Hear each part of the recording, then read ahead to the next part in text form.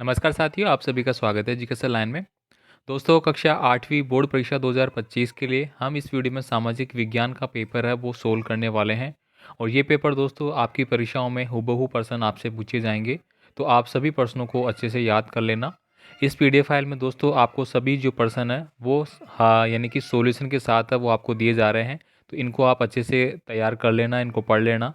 और इनकी पीडीएफ फाइलें दोस्तों जितने भी पेपर आपको मैं करवा रहा हूँ उनको आप अच्छे से देख लेना। उनकी सारी पीडीएफ फाइलें हैं वो आपको हमारे ऐप पे मिल जाएगी। तो ऐप का लिंक भी आपको डिस्क्रिप्शन बॉक्स में दिया गया है। और वहाँ पे कक्षा 8वीं के लिए टेस्ट सीरीज भी आपको दी गई है जो कि बिल्कुल निःशुल्क है। आप वहाँ जाइए और टेस्ट आप दे सकते हैं। इसके अलावा क्वेश्चन बैंक हो गई, मॉडल पेपर हो गए, सभी आपको वहाँ पे मिल जाते हैं। तो आप ऐप को ज़रूर डाउनलोड कर लेना।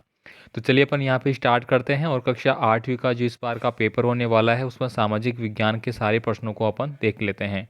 आपको पता है कि इस बार आपकी परीक्षाएं हैं वो 80 नंबर की रहेगी। और समय जो आपका है वो 2.5 घंटा रखा जाता है। तो यहाँ पे चलिए स्टार्ट करते हैं। स्टार्ट करने से पहले आपसे रिक्वेस्ट ज़रूर है कि आप वीडियो अपने दोस्तों के साथ ज़रूर भेज देना। इसके अलावा आपको हमारा व्हाट्सअप नंबर है वो भी मिल जाएगा डिस्क्रिप्शन बॉक्स में, जहाँ पे आप आपका कोई भी कमेंट है वो हमें कर सकते हैं।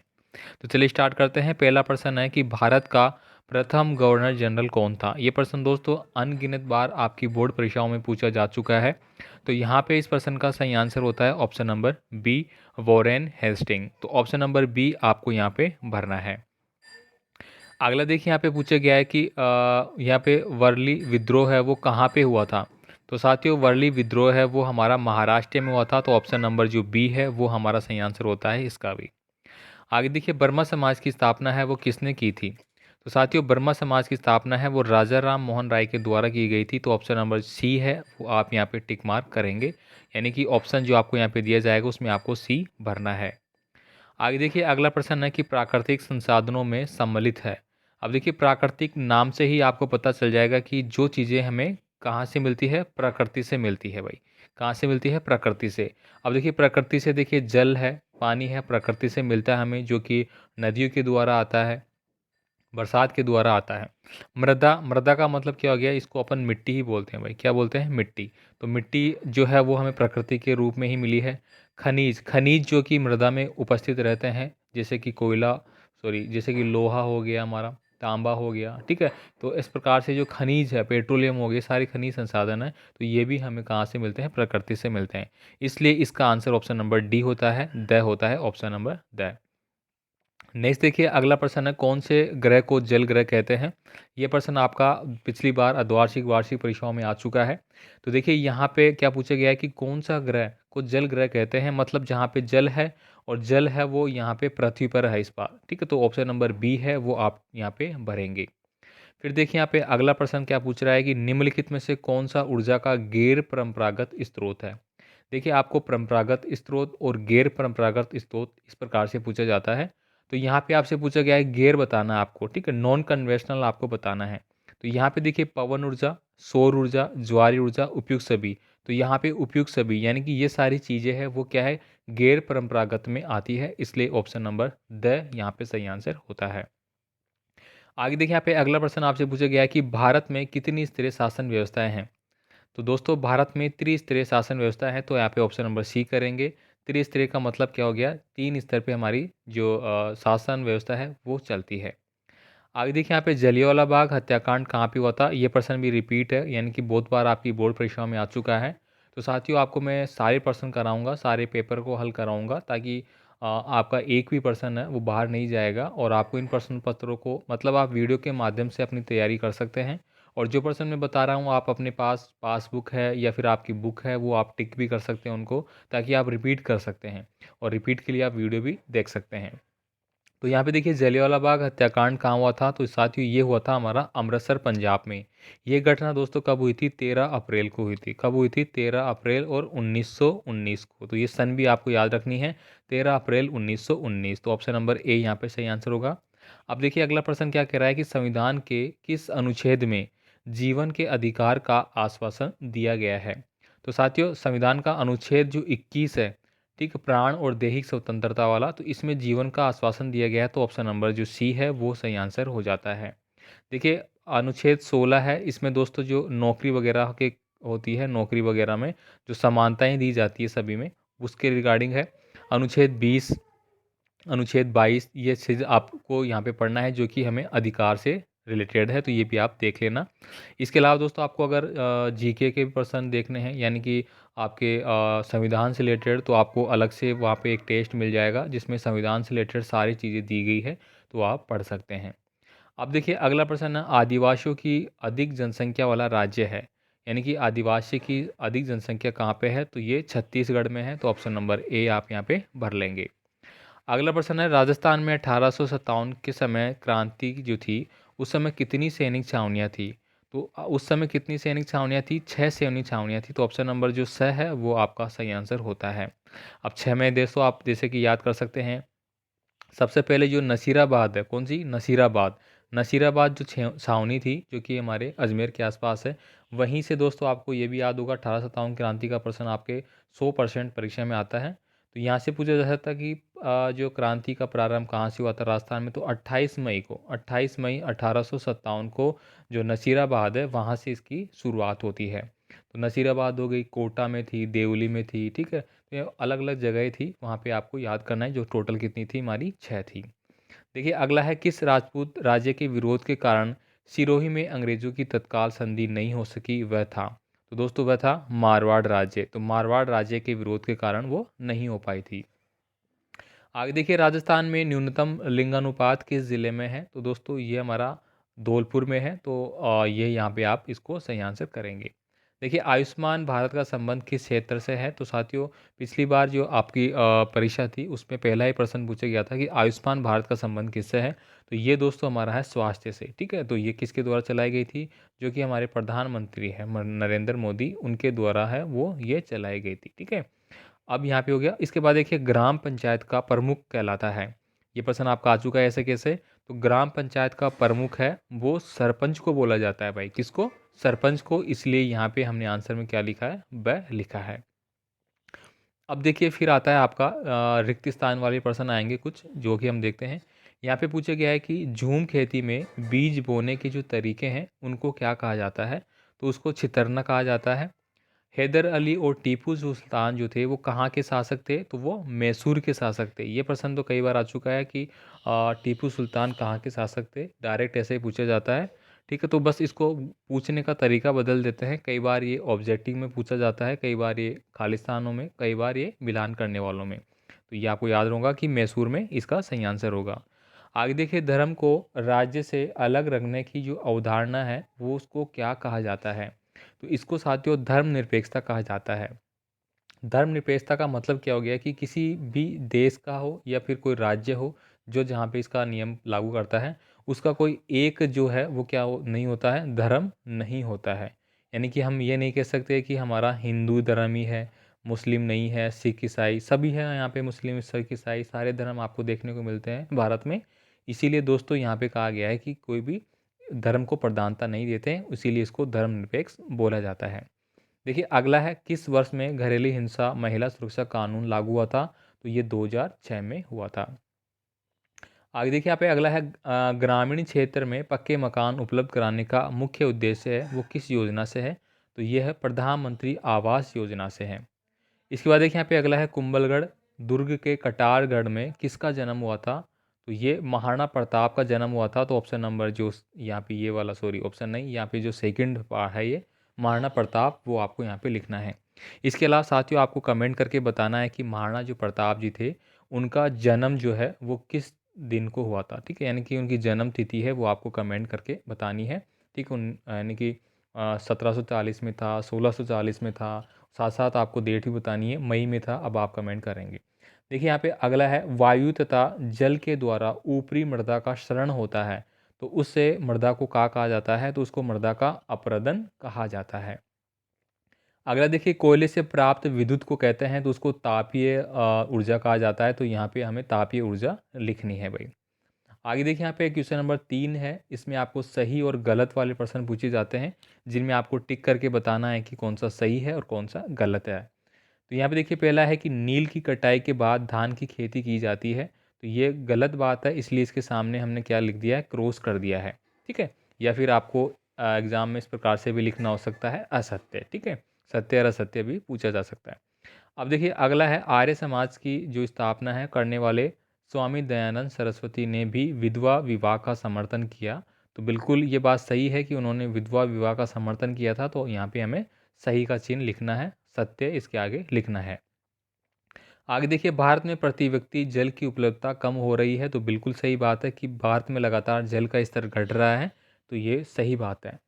आगे देखिए हमारा देश 26 जनवरी 1950 को आज़ाद हुआ था, तो ये गलत बात है। हमारा देश 26 जनवरी 1950 को नहीं 15 अगस्त को, कब भाई, 15 अगस्त और 1947 को आज़ाद हुआ था। तो अब आपको बताना है कि 26 जनवरी 1950 को क्या हुआ था, तो आप कमेंट करके बताएंगे 26 जनवरी 1950 को क्या हुआ था। अगला देखिए आरोप क्या है, हाँ, आरोपी के दोषी पाए जाने पर न्यायाधीश उसे सज़ा सुनाते हैं। तो बिल्कुल जब उसको दोषी समझ लिया जाता है उसके बाद ही उसको सज़ा होती है, तब तक उसको किसी प्रकार के कारावास में नहीं रखा जाता, पूछताछ के लिए ज़रूर रखा जा सकता है। आगे देखिए आदिवासियों का एक जनजातीय धर्म होता है, तो ये बिल्कुल गलत है। आदिवासियों का कोई जनजातीय धर्म नहीं होता है। उसके बाद देखिए यहाँ पे राजस्थान में 1857 की क्रांति का शुभारंभ 28 मई को हुआ था। तो अभी अभी हमने डिस्कस किया था, पहले मैंने बताया था। तो देखिए वही तारीख यहाँ पे भी पूछी गई है और इसका आंसर भी क्या आता है 28 मई। तो यह बिल्कुल सही बात है इसका मतलब। तो यहाँ पे ये इसका आगे हमने सही या फिर सत्य लिखना है। अब देखिए अगला जो है हमारा स्तंभ ए और स्तंभ बी, यानी कॉलम ए और कॉलम बी को आपको मिलान करना है। तो यहाँ पे देखेंगे आप, प्रार्थना समाज की स्थापना है वो किसके द्वारा की गई थी या कब की गई थी। तो 1867 में की गई थी, इसलिए इसके सामने 1867 के सामने इसको टिक किया है। विश्व में तांबे का अग्रणी उत्पादन जो है वो कहाँ पे होता है, तो ये चिल्ली में होता है विश्व स्तर पे। देखिए चोरा चोरी कांड है वो कब हुआ था, 1922 को। तारीख क्या थी, 5 फरवरी। क्या थी भाई, 5 फरवरी 1922 को हुआ था ये। तो इसके सामने इसको टिक किया है। चट्टान बांध जो है वो मृदा अपरदन को रोकने का काम करता है, इसलिए इसके सामने ये होगा। और आभानेरी मंदिर जो है वो दौसा में है, ठीक है। चांद बावड़ी जिसको अपन बोलते हैं, तो जो भी जो दौसा के हों वो कमेंट करना भाई कौन कौन दौसा से है। आप जानते होंगे अच्छे से, चांद बावड़ी आभा नगरी दौसा में ये स्थित है। आगे देखिए फिर आपको मिलते हैं अति लघुतात्मक प्रश्न, इनके आंसर भी आपको साथ साथ दिए गए हैं। देखिए यहाँ से पूछा गया है कि इतिहासकारों ने भारतीय इतिहास को जो अंग्रेज थे उन्होंने भिन्न रूप से कितने कालखंडों में बांटा है। तो यह 3 कालखंडों में बांटा गया था, प्राचीन का, मध्यकाल और आधुनिक काल। उसके बाद देखिए जलियांवाला बाग हत्याकांड कब हुआ, अभी अभी मैंने बात करी थी। ये प्रश्न देखिए यहाँ पे वापस से आ गया है। अब ये दो प्रश्न का आंसर क्या है, 13 अप्रैल 1919 को ये घटना हुई थी। तो यहाँ पे यही पूछा गया है कि उसकी जो तारीख थी, कांड है, वो कब हुआ था, ठीक है। तो ये आपने तारीख भी लिखना है। देखिए संसाधन से आप क्या समझते हैं। तो यहाँ पे देखिए प्रत्येक वस्तु जिसका उपयोग आवश्यकताओं को पूरा करने के लिए किया जाता है वह संसाधन है। उसके बाद देखिए अगला है वर्षा जल संग्रहण किसे कहते हैं। तो साथियों वर्षा जल संग्रहण देखिए, घर की जो छत है उस पर जब वर्षा को एकत्रित करके उसका संग्रहण करना या विभिन्न उत्पादक उपयोग में लाना वर्षा जल संरक्षण कहलाता है, वर्षा जल संग्रहण कहलाता है। यानी कि बारिश होती है आपकी, मान लीजिए कि ये आपका मकान है, इस प्रकार से ये छत है उसकी। अब आपकी बारिश हो रही है तो आप क्या करेंगे, यहाँ पे जो इस प्रकार से मान लीजिए कि कोई यहाँ पे नाला है, ये नाला में से आप क्या करेंगे, पानी इधर से लिया और यहाँ पे कोई टैंक बना रखा आपने, और ये पूरा बरसात का पानी यहाँ पे एकत्रित हो गया और उसको आप उपयोग लेते हैं। इसी को बोलते हैं भाई, ठीक है। और ये नागौर साइड में इस प्रकार की जगह में होता है, तो नागौर वाले भी कमेंट कर देना भाई। देखिए भारतीय संसद के कितने अंग हैं। तो देखिए भारतीय संसद के 3 अंग हैं, जिसमें कि राष्ट्रपति होता है, एक राज्यसभा होती है और एक लोकसभा होती है, ठीक है। यानी कि राष्ट्रपति प्रधान होता है, राज्यसभा लोकसभा होती है। राज्यसभा की जो राज्य के स्तर पे होती है, लोकसभाएं केंद्र, यानी कि जैसे लोकसभा है, लोकसभा में क्या होता है अभी वर्तमान में, हमारे मुख्य सॉरी प्रधानमंत्री कौन है, नरेंद्र मोदी जी है, तो वो लोकसभा के अध्यक्ष कहलाते हैं। राज्यसभा का अध्यक्ष जो कि उपराष्ट्रपति होता है उनको माना जाता है, इस प्रकार से।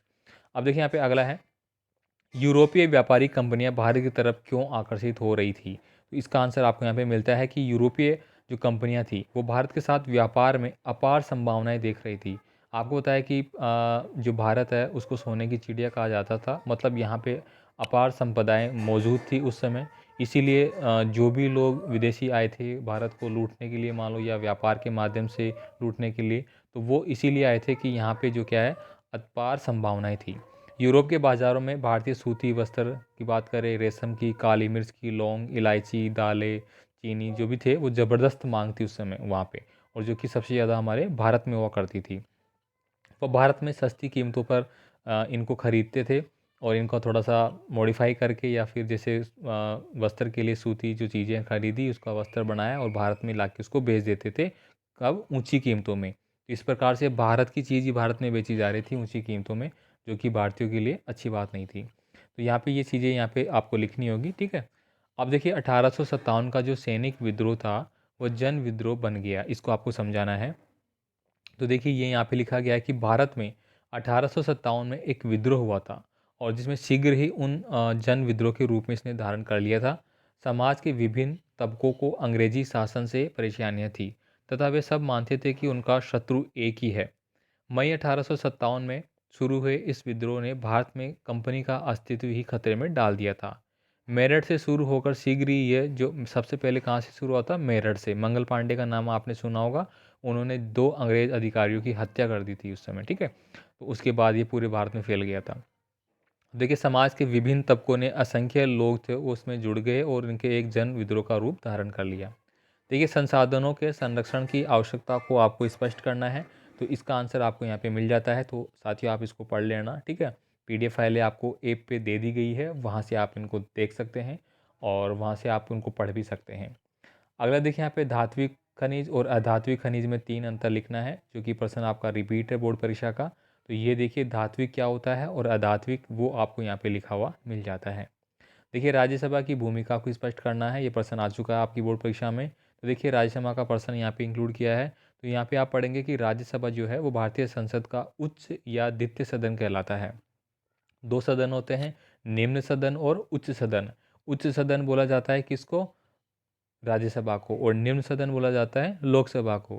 तो इस प्रकार से यहाँ पे लिखना है। देखिए राज्यसभा कोई कानून बनाने का प्रस्ताव प्रस्तुत कर सकती है।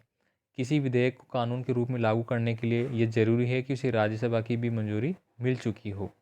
राज्यसभा लोकसभा द्वारा पारित कानूनों की समीक्षा करती है और अगर जरूरत हुई तो उसमें संशोधन भी करती है। तो ये चीज़ें राज्यसभा के बारे में होती है। देखिए अधीनस्थ न्यायालय से आप क्या समझते हैं, इसका आंसर आपको दिया गया है। यहाँ पे आपको मैप पूछा गया है जिसमें कि जयपुर, श्रीगंगानगर, उदयपुर, बांसवाड़ा और दौसा दिया गया है।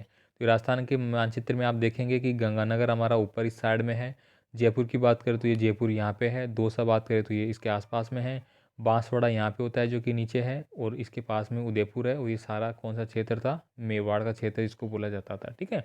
इसके बाद यहाँ पे हमारा एमपी आ जाता है, मध्य प्रदेश। इधर जो है वो पाकिस्तान आ जाता है हमारा, ठीक है। इधर की बात करें तो पंजाब आ जाता है, इस प्रकार से, ठीक है। अब आगे देखिए। देखिए साइबर सुरक्षा हमले के 2 प्रकारों का वर्णन करना है। आप जानते हैं कि वर्तमान में साइबर क्राइम जो है वो काफ़ी बढ़ गया है, इसलिए प्रश्न यहाँ से पूछा गया है। तो देखिए इसके बारे में आपको यहाँ पे मिल जाता है लिखा हुआ, इसको आप अच्छे से वीडियो को रोक के पढ़ सकते हैं।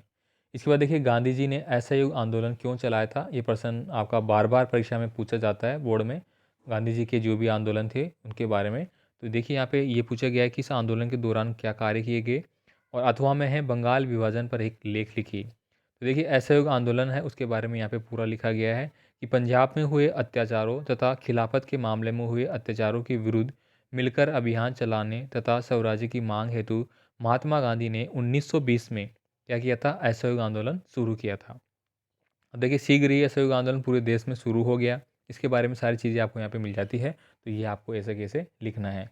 और लास्ट में देखिए ये जो चौरा चौरी कांड हुआ था इसी की वजह से है वो गांधी जी को असहयोग आंदोलन बंद करना पड़ा था, ठीक है।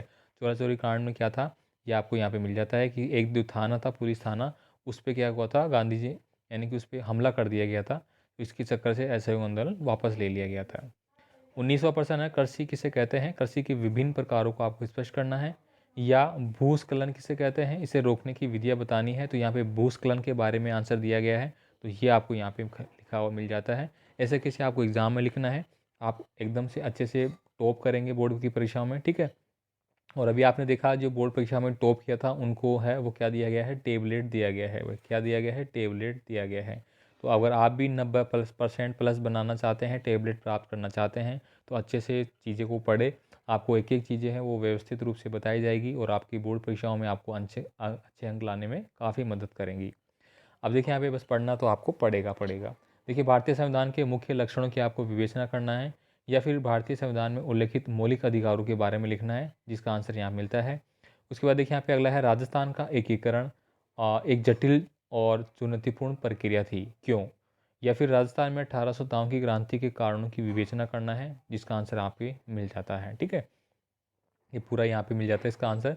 तो इस प्रकार से ये सारे प्रश्नों को हमने यहाँ पे सॉल्यूशन के साथ देख लिया है।